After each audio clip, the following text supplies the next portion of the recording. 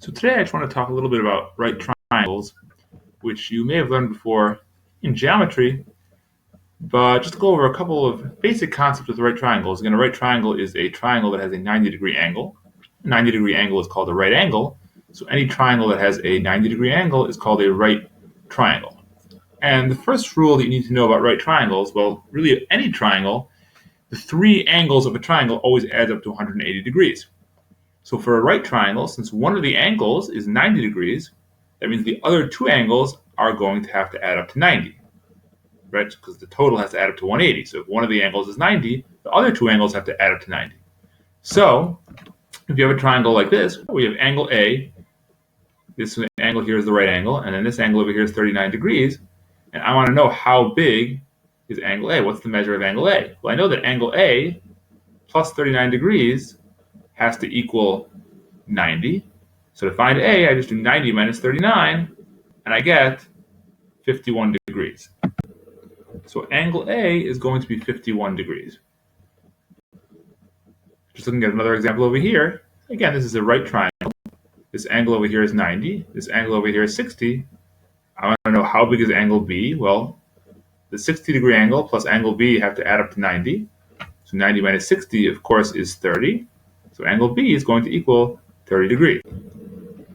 So it's really pretty simple. One basic rule about right triangles, which you've probably learned. Just going to the next slide over here.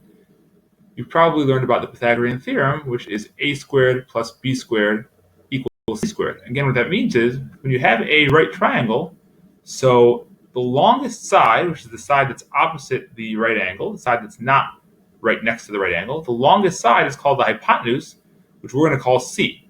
The other two legs in this formula are a and b. So the formula says is a squared plus b squared equals c squared. That means this side of the triangle over here squared plus this other side of the triangle over here squared equals the hypotenuse squared.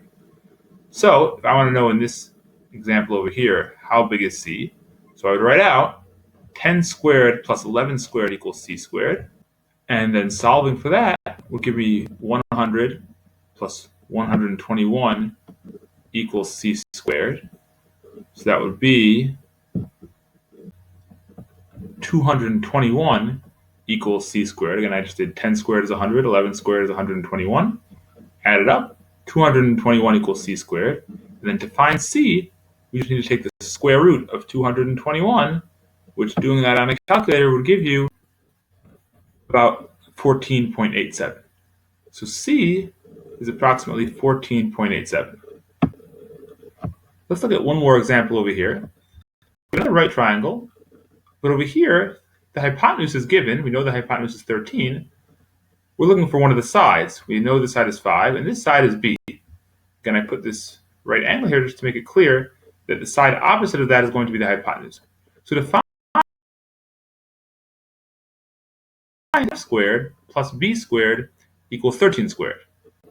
So we have 5 squared plus b squared equals 13 squared, and we want to solve for b.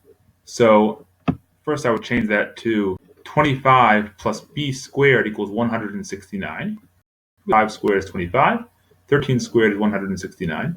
And to solve for b, I would then subtract 25 from both sides, giving us b squared equals 144. It was 169 minus 25 equals 144.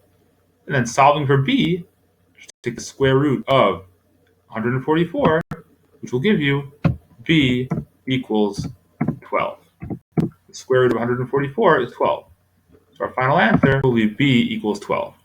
So again, Pythagorean theorem, if you're trying to find the hypotenuse, the variable is going to be over here. If you're trying to find one of the other two sides, same formula, just that the variable will be on the other side of the equation.